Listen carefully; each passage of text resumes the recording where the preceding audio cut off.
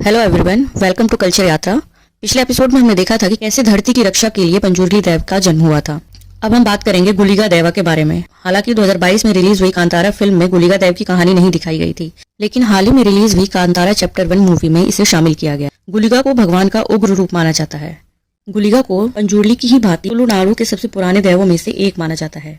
इन्हें विभिन्न रूपों में पूजा जाता है, जैसे राहु गुलिका, राजा गुलिका, मंत्र गुलिका, नेट्टर गुलिका, संकले गुलिका, मंत्रवादी गुलिका, रक्तेश्वरी गुलिका, सुब्बी गुलिका आदि। इनके जन्म को लेकर एक कहानी प्रचलित है।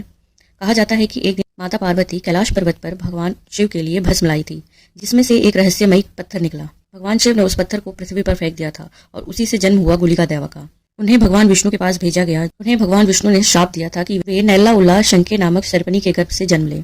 9 महीने बाद जब जन्म का समय आया तो गुलिका ने सामान्य मार्ग से आने से इनकार कर दिया। माता की बाईं छाती को फाड़कर बाहर निकले।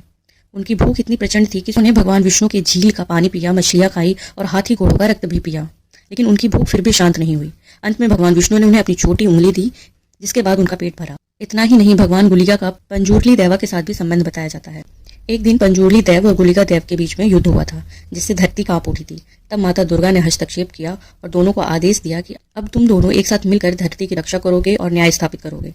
तभी से उनकी मित्रता और शक्ति के उत्सव के रूप में पूरे तुलुनाडु क्षेत्र में भूता कौला नामक उत्सव मनाया जाता है, जिसकी चर्चा हम अगले एपिसोड में करेंगे। तब तक बने रहिएगा।